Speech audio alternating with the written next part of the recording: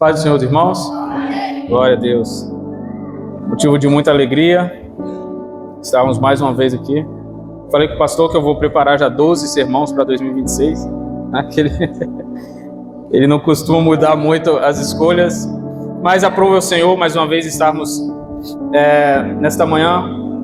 E Deus tem algo para nós.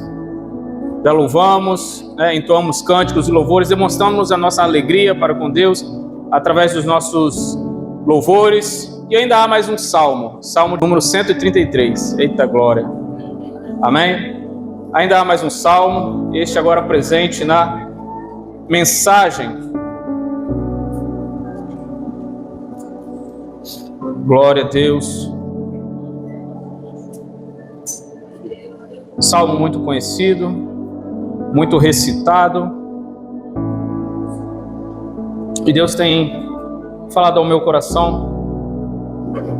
Aleluia, glória a Deus. Você crê que Deus ainda pode falar contigo? Você crê que você ainda pode ouvir a voz de Deus neste lugar?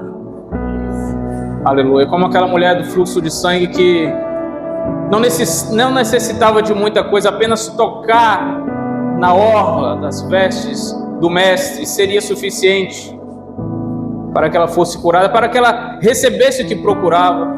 Assim como ela toque na orla dos vestidos de Jesus Cristo nesta manhã. Aleluia, glória a Deus. Assim como aquele cego que disse: se tu queres, aleluia, glória a Deus, pode me curar. Então ele é curado. E por muitas e muitas vezes, repetidas vezes, nós vemos Jesus dizer assim: seja conforme a tua fé. A tua fé te salvou, grande é a tua fé. E lembrar que alguns desses nem judeus eram. Aleluia, glória a Deus. E aqui está um povo que massivamente não são judeus. E você crê nesse Deus?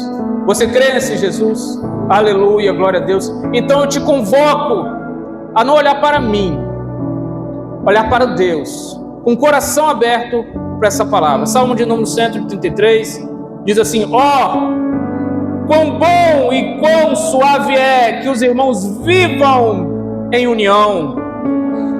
É como óleo precioso sobre a cabeça, que desce sobre a barba de Arão, e que desce a orla das suas vestes.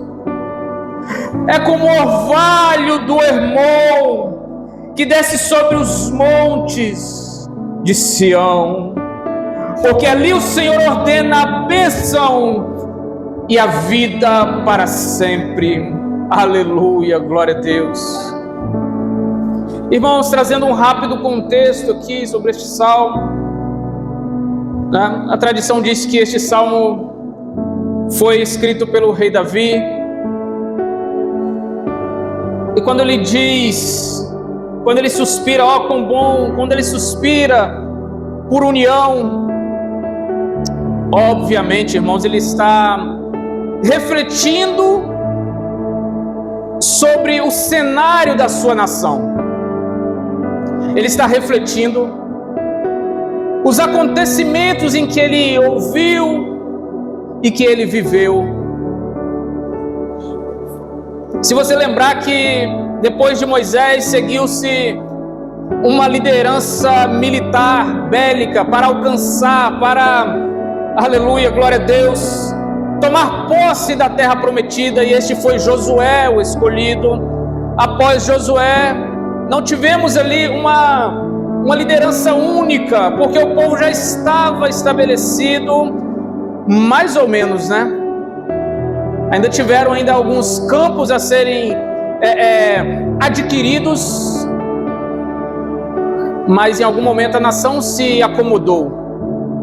Ainda tinha aquelas divindades. Então, no decorrer desse tempo, as 12 tribos passou por um momento de grande apostasia. Eram altos e baixos. Não existia um líder, nem sequer um líder com uma autoridade tal em cada tribo. Tinha sim os seus principais, aquelas famílias mais antigas, mas era uma liderança frouxa, essa é a verdade. Então toda a nação, e tem um versículo em Juízes, capítulo 21 e versículo 25, diz assim: exprime bem todo esse período. Naqueles dias não havia rei em Israel, cada um fazia o que achava mais reto. E sabemos pela história que, por conta dessa não unificação ou uma desunião generalizada, por falta de um pulso firme, por falta de uma autoridade, por falta de uma liderança que representasse,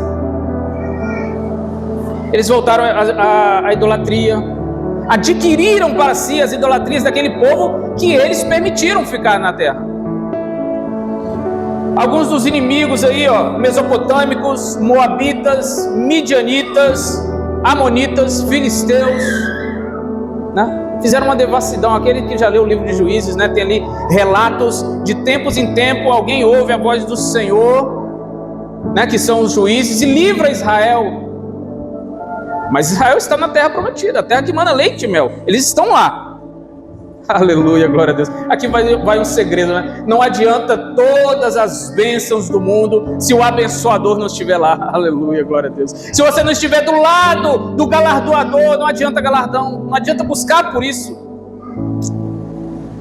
Aquele que é dono de tudo é o mais importante. Aleluia, glória a Deus. Nós vemos, me lembro aqui do exemplo de Maria, né, e Marta, a qual nós cantamos louvores sobre isso, nós lemos essa passagem, e Jesus disse, mas Maria escolheu a melhor parte, porque sabia que não teria Jesus fisicamente por todo o tempo, então ela escolheu a melhor parte, deixou os afazeres de casa, inclusive, né? E quantos de nós temos aleluia, glória a Deus, apegado a coisas, a afazeres, e deixado de lado as pessoas? Tem muito daqueles que defendem, né? Isso não é de hoje, tá, irmãos? Desde os tempos áureos do período romano, aí nós vemos relatos de pessoas a qual deixavam uma criança só porque nasceu do sexo feminino e não queria, deixava em algumas esquinas. E Deus sempre enviava pessoas para, mesmo que com um aporte financeiro tão pouco, mas enviava pessoas para cuidar, para encontrar essas pessoas, essas crianças, esses bebês. Nos tempos áureos dos romanos, assim como nos dias de hoje, também se tinha essa ideia de que eu prefiro ter um pet do que um filho, eu prefiro ter um animalzinho do que um ser humano, eu prefiro trabalhar com máquinas do que com pessoas, porque é terrível, não suporto o semelhante. Como é difícil viver em união, né? Agora você percebe como é difícil viver em união. Para cantar esse salmo aqui, aleluia, glória a Deus, precisamos nos desprender de muito preconceito mesmo, que muitas das vezes julgamos um livro pela capa. O ser humano, ele faz isso, e não dá muitas das vezes nenhuma oportunidade para aquele livro, para o interior, para o conteúdo daquele livro, para o conteúdo daquela pessoa. Olha a aparência, olha as roupas, julgamos a pessoa pelas suas vestimentas, pela sua aparência. É importante andar bem, sim, mas julgar um conteúdo de uma pessoa simplesmente pelo seu exterior, aleluia, glória a Deus, não me parece algo que vem de Deus. A propósito, o próprio rei que escreveu esse salmo, como diz a tradição, foi escolhido por Deus sem nenhuma aparência física, né? Sem nenhum adereço que o pudesse capacitar para tal.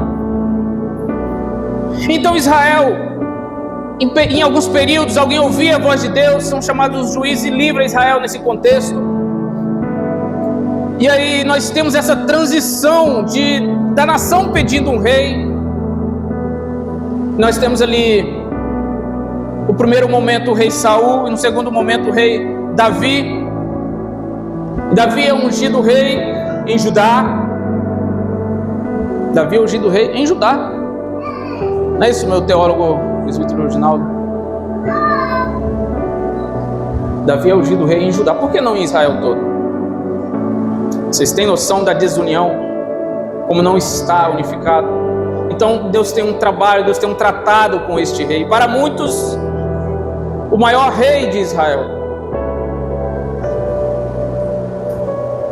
E aqui nós vemos que depois de alguns anos, 7 anos, meu pastor, é isso? 7 anos, depois que se passa que ele foi empossado rei em Judá, aí agora ele é empossado rei para todo Israel. E aqui começa a sua trajetória, o seu reinado. E sendo rei em todo Israel, ele começa a fazer o que é digno de um rei. Permear por todas as tribos, por todo o campo. Ele começa a entender que é necessário unificar. Aleluia, glória a Deus. E parece que, e ele escreve esse salmo, né? Ele traz aqui 2 exemplos, faz 2 comparações. O óleo simboliza a unção, né? Com o sacerdote Arão. Ele traz aqui um outro exemplo também, algo que é magnífico em Israel, que é o orvalho, que desce todas as manhãs. Algo magnífico de se ver mesmo naqueles tempos. E do Monte Hermon para Sião, que é a cidade a qual Deus escolheu. Ele faz essa comparação de uma união, de como é bom a união e quão suave é. Ele traz essa comparação de unção, de orvalho, e no fim ele coloca bênção e vida eterna. Olha que interessante. É um salmo de apenas 3 versos, né? Tão curtinho, mas fala tanto. Fala tanto ao ser humano. Pense bem, como podemos alcançar a vida eterna sem união? Como podemos alcançar essa vida eterna? Muitas das vezes reprimimos e recriminamos o nosso semelhante, irmão. Alguém que está sentado do nosso lado. Viemos para a congregação, viemos para o templo, viemos adorar. Mas alguém diz, aquela pessoa não me suporta. Ou eu não suporto aquela pessoa. Viemos dizer que vamos entregar a nossa oferta de adoração a Deus, mas ainda tem algo contra o irmão. Aleluia, glória a Deus. Jesus ele vai dizer que um reino dividido ele não subsiste. O que significa isso? É fracasso, é derrota. Olha o que aconteceu com o povo de Israel. E me parece que o seu filho, embora a casa de Davi ele não tenha conseguido unificar, ele pagou um preço por isso. Somos seres humanos, somos falhos. Ele conseguiu unificar a nação, ele conseguiu unificar as tribos. Mas a sua casa não foi da mesma forma. Sabemos que a espada não saiu da sua casa, mas por conta do seu declínio, do seu pecado pessoal, certamente. Tanto que o filho do seu pecado, a semente do seu pecado não sobreviveu, mas o próximo viveu, e parece que ele aprendeu bem, né, que é Salomão. Salomão escrevendo Eclesiastes 4, capítulo 4, versículos 9 a 12, você vai ver ali sobre os benefícios de andar junto, de uma companhia, porque 2 são melhores que um. Dá apoio, tem defesa, tem calor. E aí ele termina dizendo que o cordão de 3 dobras, né, não se desfaz facilmente, simbolizando o quê? Resistência contra o quê? A ruptura. Olha aí, como que Israel estava? Quebrado, dividido. E aí nós pensamos assim: será que é possível ter união com quem está distante? No primeiro momento, você pode pensar o seguinte: a própria palavra já descarta a possibilidade de união, porque se está unido, tem que estar próximo, né? Mas imagina talvez um cordão, uma corda com 3 dobras trançadas, a ponta, as extremidades não estão próximas uma da outra, a não ser que seja um círculo perfeito, mas mesmo assim ainda haverá algum espaço entre algumas dobras. Me permita ativar o seu raciocínio nesse momento. A palavra união, estar unido, vai descartar essa possibilidade de você ter união com seu familiar que está a alguns quilômetros daqui, está depois, que você não consegue ver com frequência. Nós dizemos: eu tenho união com os meus irmãos, com meu pai, com minha mãe, com minha família, mas não está próximo, e o tempo passa, e você não sabe o que está acontecendo lá, porque eles não transmitem tudo. E aí é onde está a chave. Eles não sabem o que está acontecendo com você, porque você não transmite tudo. Agora eu quero trazer um outro exemplo. Quem aqui não entende de elétrica, mas entende de uma coisa: se botar o dedo na tomada vai tomar choque, né? Pode não entender de elétrica, mas sabe que não pode colocar a mão lá num fio desencapado lá. Quando você vai no disjuntor ali e apaga, dá um sinal, a lâmpada aqui do fundo está bem distante do seu comando, mas ela se apaga, ou ela acende. Isso porque uma corrente elétrica está passando de lá para cá, e não é no momento que você aciona que ela vai vir correndo para cá, ela já está ali. Então, se você parar para pensar, a união também tem a ver com a essência. Você pode sim ter união com algo que está distante de você fisicamente. Aleluia, glória a Deus. Você começou a entender? Você pode não ter, talvez, uma visão material, mas se na sua essência você está ligado, aleluia, basta um comando, basta uma palavra e você se apega. Aquilo que é ligado na terra é ligado no céu, aquilo que é desligado na terra é desligado no céu. Aleluia, glória a Deus. E aqui está hoje, aleluia, algo que você pode ligar na terra e vai ser ligado no céu: o pão e o vinho. Aleluia, glória a Deus, que é para nosso alimento, que é para nossa ligação com Deus, que é para nossa união com Deus, mas também união com o nosso semelhante, porque nós compartilhamos isso um com o outro. Jesus, ele vai dizer: olha, se não perdoardes o seu irmão, o vosso Pai Celestial também não vos perdoará a vós. É engano nosso, irmãos, vir aqui, participar do pão e do cálice e acharmos que estamos na mesma essência, que estamos ligados ao Pai, mas ainda tem um irmãozinho. 99 dos irmãos estão ligados conosco, mas tem um irmão que não está ligado. Vou voltar aqui ao exemplo da eletricidade, que é algo que nós não conseguimos ver, como funciona, mas ela funciona.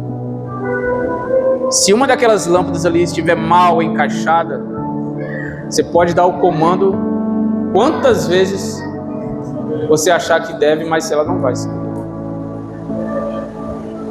Ou se ela tiver se danificado, por mais que a essência esteja chegando ali, batendo na porta, mas ela não vai se ligar.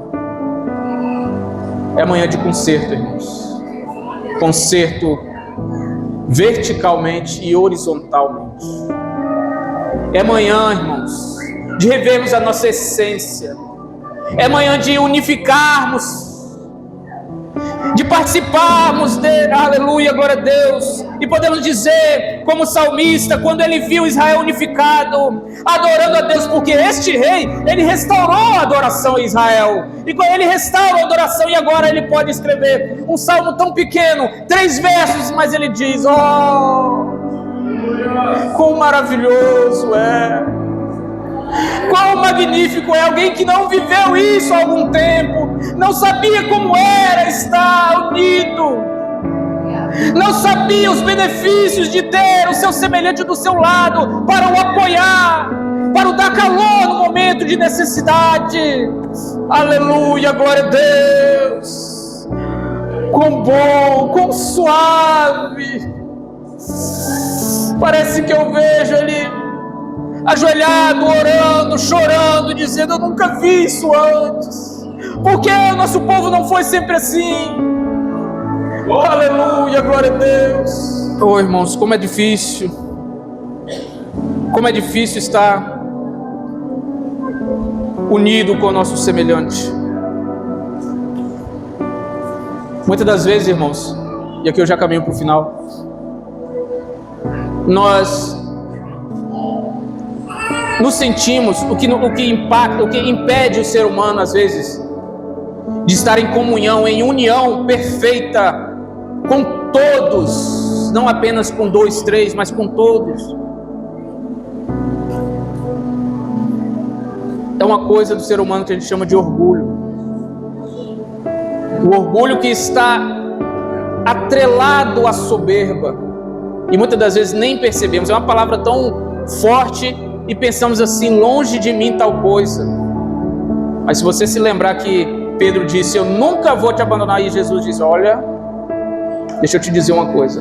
Ele não sabia o que ele estava dizendo ou o que viria no futuro. Ele nem sabia como ele se sentia. E às vezes somos soberbos, irmãos, uns para com os outros, e nem percebemos. E o nosso rei, ele é humilde. Em um outro momento eu trouxe uma mensagem aqui sobre um pedido mal feito. Os irmãos se lembram? Um pedido mal feito. Um queria sentar à direita, outro à esquerda. Queria ser grande, né? Muitas das vezes olhamos para o semelhante com um ar de superioridade, porque eu tenho uma boa casa, eu tenho um bom carro, ou mesmo que eu não tenha essas coisas materiais, mas eu tenho uma boa posição, ou mesmo que eu não tenha uma boa posição, mas eu tenho um prestígio no meio de todos que o outro não tem. E essas coisas nos afastam de Deus. Essas coisas nos inflam. E muitas das vezes não percebemos, irmãos. Precisamos rejeitar isso. E aí Jesus vai dizer: se queres ser grande no reino do céu, seja como um desses pequeninos. Você já observou? Eu, como superintendente de escola bíblica, vejo que a classe do maternal é uma classe complicada, né? Uma classe complicada, porque eles estão ali no princípio e num dado momento as professoras vê um se pegando com o outro. Ai meu Deus, separa. Vai fazer o quê? Pronto, um já chorou. Dá 2 minutos eles estão brincando de novo. Correu pro pai aqui. Volta para sua aula, menino. Volta para lá, criança. À noite eles já estão aqui conversando, brincando, correndo ali para aquele canto ali, e tá tudo certo. Nem se lembram mais do que houve de manhã, né? Mas nós adultos não. Se pisou no meu pé de manhã, à noite eu vou me lembrar. Eu não vou nem passar perto, porque vai que pisa de novo, né? Meu Deus. Mas será que esse comportamento entra no céu? Nosso mestre diz que não. Citei grandes homens aqui, vou citar mais alguns. Quando Jesus disse, né? Um desses pequeninos. Ou melhor, Jesus disse de uma pessoa, de uma certa pessoa, dos nascidos de mulher, um foi o maior. Quem foi? Que ele disse? João Batista? Foi isso? O que batizava? Eu me pego pensando, por que ele não se lembrou de Moisés?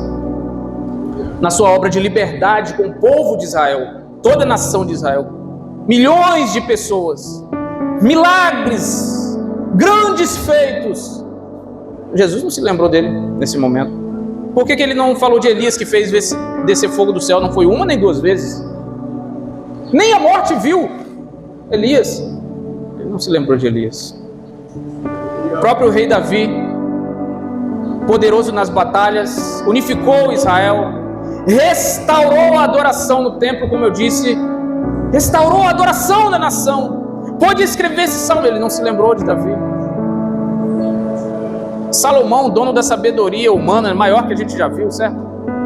Não se lembrou. E ele diz que alguém que não tinha endereço, não tinha casa, seu endereço era no deserto, não tinha nenhum luxo. Que paradoxo, né? Nenhum luxo, vivia com uma pele de carneiro ali, pele de animal, sei lá. Quando Jesus disse que ele foi o maior, não foi pela sua aparência ou pelos seus bens materiais, porque ele já não tinha mesmo, mas foi pela sua obra. Quem destes preparou o caminho para o Messias? Foi a honra que ele recebeu. Aleluia, glória a Deus. E eu conheço outros que receberam honra tão grande e tal, de preparar o caminho para o Messias, mas agora de seguir os passos do Messias. Aleluia, glória a Deus. Quantos aqui receberam esse chamado e uma vez aceitou esse Cristo? Quantos nessa manhã, aleluia, se encaixam naquela palavra aí de fazer discípulos? Tome a sua cruz e siga-me. Grande honra nós recebemos, irmãos.